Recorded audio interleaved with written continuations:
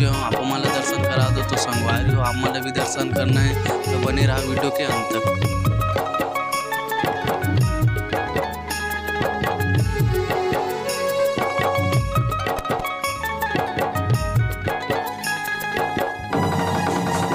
तो संगवारी को आप मान ले चलते हैं सीधा उड़न खटोला की ओर, जहाँ से उड़न खटोला नीचे से ऊपर की ओर जाते।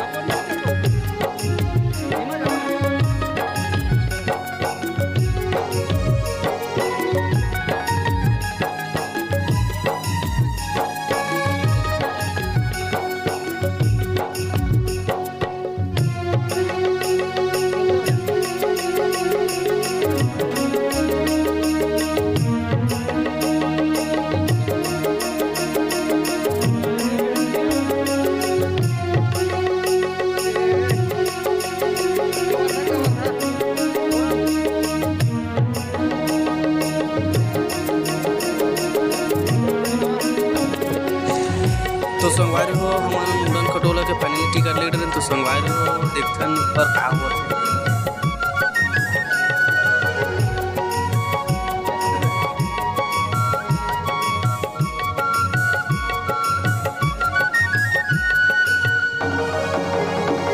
तो संगवारी हो सावन महीना में आए ओकर वजह से भीड़ उतना नहीं दिख सकत हो।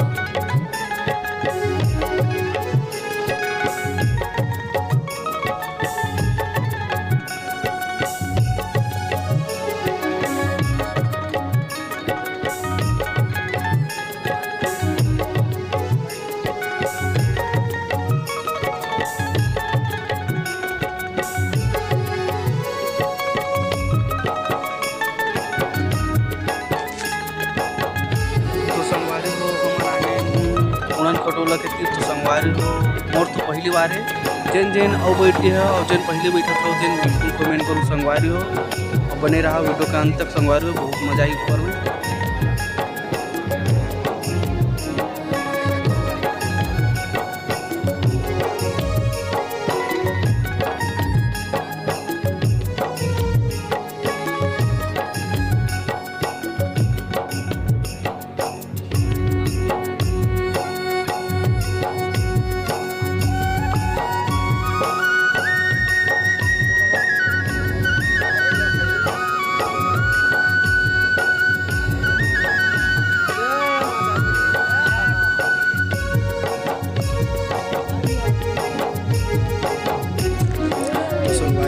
मन बैठ गए उड़न खटोला में, देख सको तो संगवारी हो आप मन ला ऊपर से नज़ारा दिखा सकती कैसे दिखते है नीचे का नज़ारा। संगवारी वीडियो बने रहा अंत तक।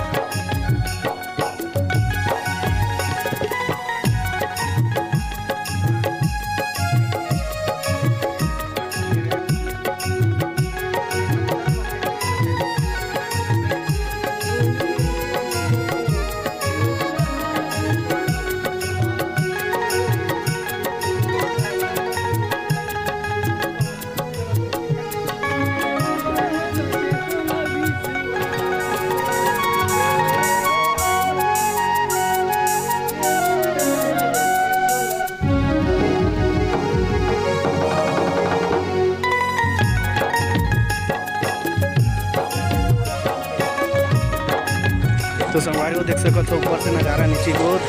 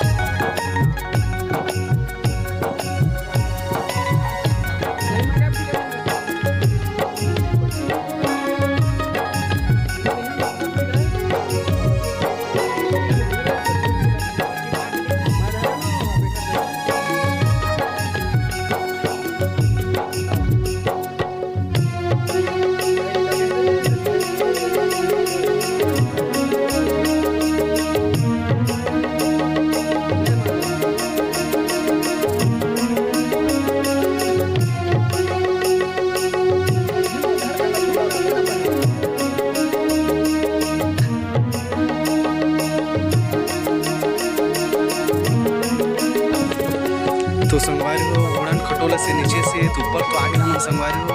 अब ये ऊपर जाना है तो संगवारी हो आप मन ला जल्दी दर्शन करा तो संगवारी हो बने रहो वीडियो के अंत तक। संगवारी हो उड़न खटोला तो कई मजा से आप मन चढ़ो कि नहीं बोलत नहीं जान पाओ, लेकिन चढ़ो एक बार जाए नहीं चढ़ते।